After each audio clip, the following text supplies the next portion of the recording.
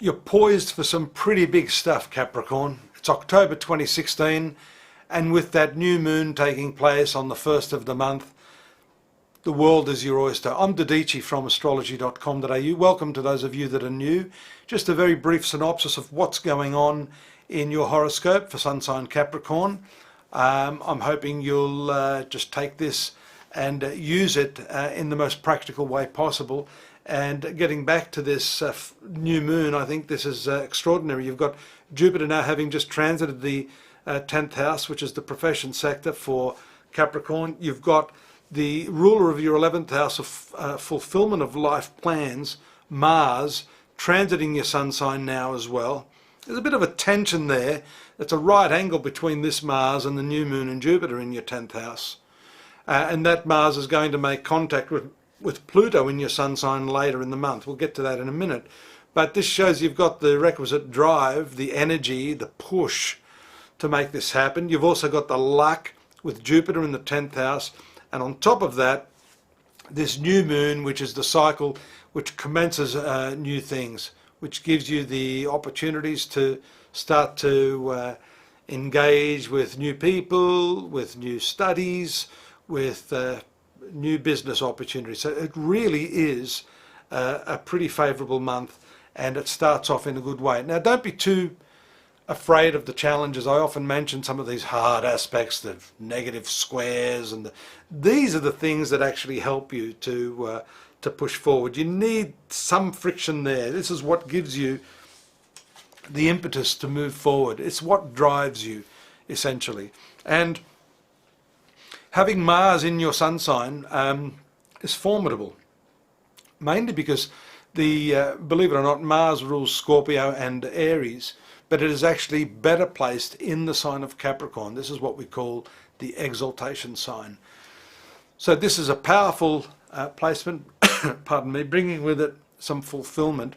It does have its downside. We see that it has an influence directly on your partnerships, your spouse and marriage, and can actually cause some disputes, especially towards the middle of the month when Mercury moves into the square there on the 14th.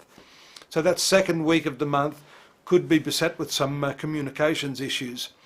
I don't see you losing the argument because Mars is so forceful and powerful in your sign, but do you want to lose friendships over that? That's the problem. You do have, speaking of friendships, Venus moving through your 11th house now. I don't think this is going to be a problem for you. Venus is quickly moving through Scorpio and then makes a dash into the sign of Sagittarius on the 18th. So there's some good connections there for you based upon Venus, which is one of your luckier planets. In fact, it is the ruler of the 10th house. It also rules your 5th house. For that reason, it is the best planet for you, and you should make and take full advantage of this planet while it's transiting in this 11th house. It moves to the 12th house on the 18th, and at that time you'll start to see that there could be some higher expenditures at that moment. Venus does move into the conjunction of your ruling planet Saturn. So although the 12th house is not considered one of the best houses, it is a favourable conjunction of the two best planets in your horoscope: Saturn, your ruling planet, and Venus, the ruler of the 5th and the 10th house. So this is interesting. This tells me that a grand opportunity is likely to happen around this time. When is that? The Venus conjunct Saturn. This is on the 30th. It will start to happen before that, probably in the last week of the month, Capricorn. And the 12th house is a house of foreign affairs. It's a house of secrets. So what this entails, I believe, for you is that although there is some big opportunity brewing, you may have to keep it under wraps for the time being. There's also the need to spend a lot of money on children, on your hobbies. There could be some travels involved in this because, as I said, it's the zone of foreign affairs.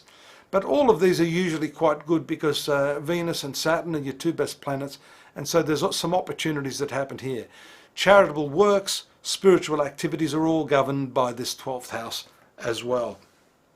Now, I've jumped the gun there because the transit of Venus into your 12th house happens straight after the full moon, which is going to take place in the 4th house of your horoscope, and that 4th house has to do with your domestic affairs.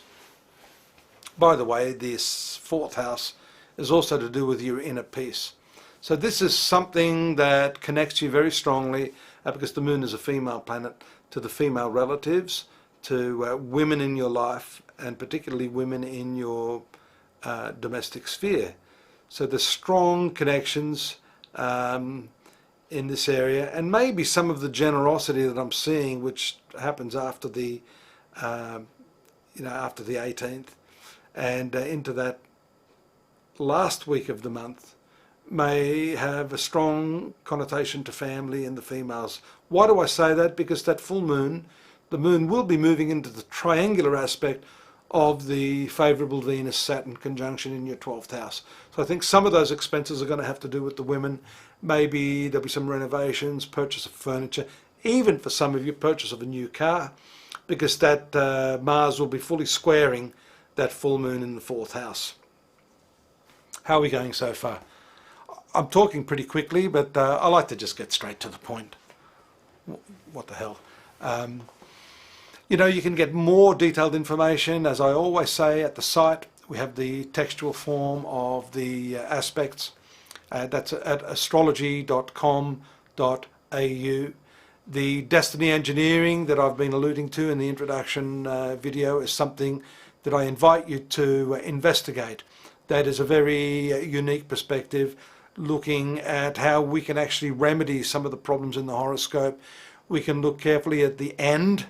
That is, as one of my favourite writers, Stephen Covey, talks about, beginning with the end, finding specifically what it is you want, unless you know that.